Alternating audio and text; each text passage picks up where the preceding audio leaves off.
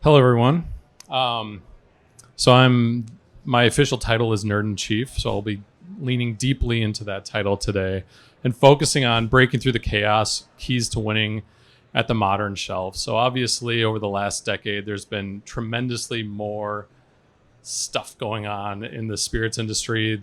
From a shopper's point of view, it's just gotten much harder to navigate, and so there are big implications for brands as you try to ultimately convert awareness into sales.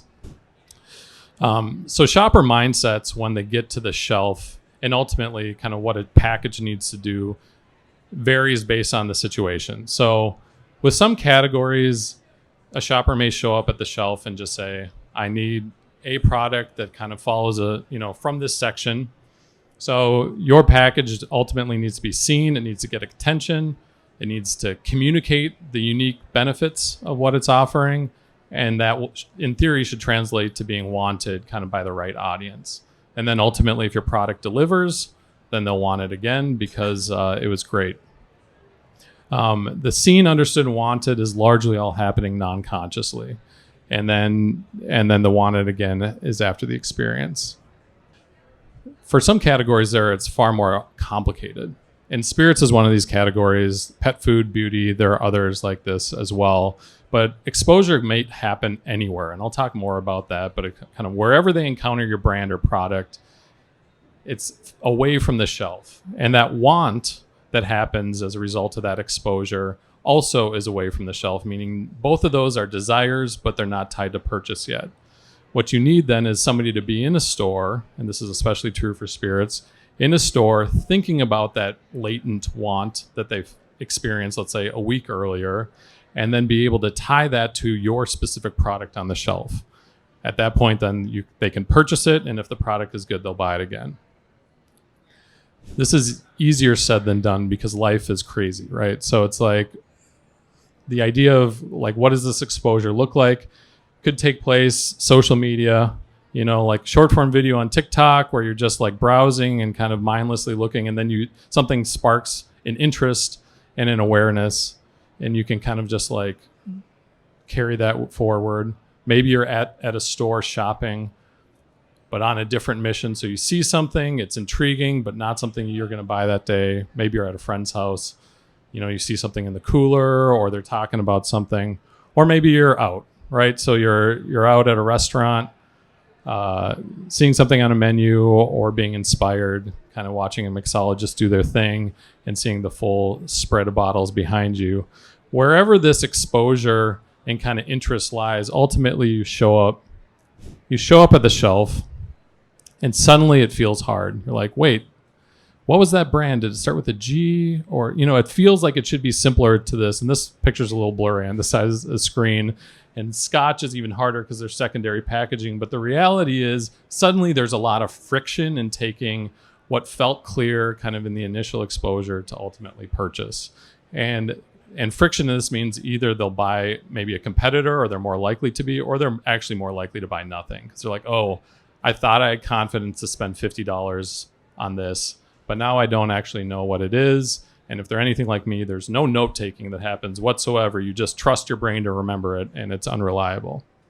But we can do a lot with packaging to assist and make it more recognizable as you go through. So there is kind of a filter that our brain does when it processes packaging.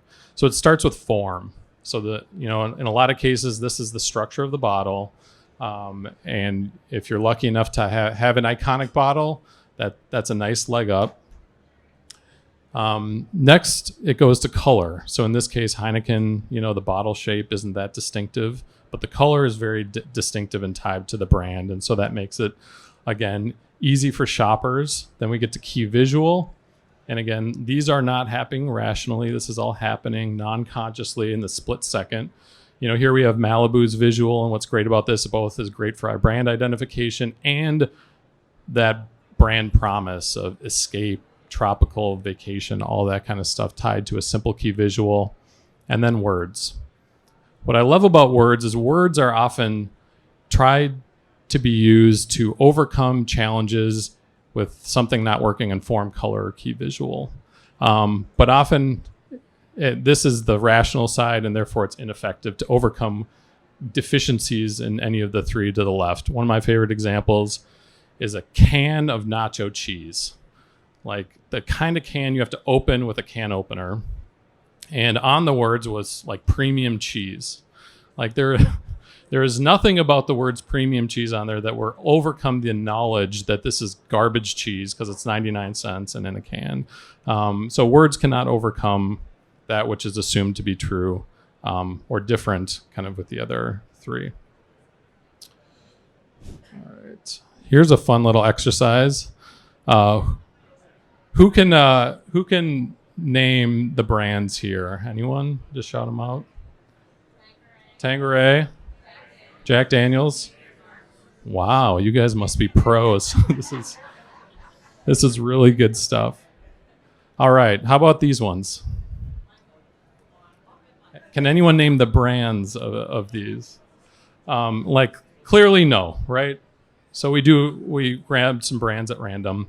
But the reality is it's like wine has long struggled because they have not been able to leverage some of the core equities of structure and form that some spirits brands have in the past. And that's added friction to the buying process. Wine was these wine clubs, part of that is in response to it being hard for human brains to process shopping for wine. This is suddenly, though, very relevant for brands like Tanqueray and Maker's Mark, because what happens when they move from that structure into a can and something in ready to drink? Suddenly, the core equities of structure aren't there. How do you take the brand, how do you take the wax on the top and suddenly make it relevant in a ready to drink can? So it's really interesting and part of the complexity that's happening. So how do we apply this more specifically? As a reminder, exposure and want can happen far from the point of purchase, but purchase is what matters. You know, it's the sales that ultimately will keep brands on the shelf. So the things you can do is lean into package memorability to carry from exposure to purchase. Make sure there's something memorable about your package so that once a shopper who wants to buy you gets to the shelf, they know exactly who you are. And ensure your marketing efforts celebrate the packaging and not just the brand. So we worked with a brand that was launching a product with a Super Bowl ad. So enormous marketing spend.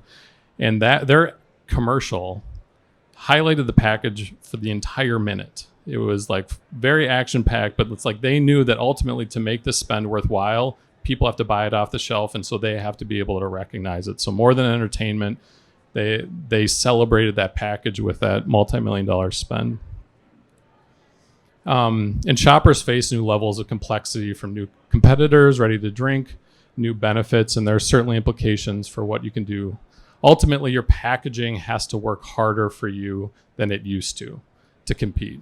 You know, you have to be excellent. It's not enough to be a good product. I was sitting in a session yesterday that kind of talked about the elevated expectations in a more competitive category.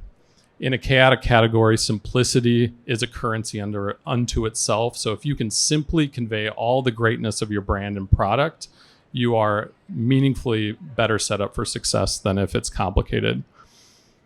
And mindset environment impacts everything. So learn in context prior to launch and then optimize. So our company, we do in-context research, and our goal is to help brands either understand their category dynamics so that they set themselves up for success. We do this by literally talking to shoppers in stores. Or we can take not ideas that aren't for sale yet, bring them into stores and see how shoppers react to them and help brands overcome some of these hurdles to being seen, understood, wanted, and again, memorable in context. So thank you all for your time. That's all I got.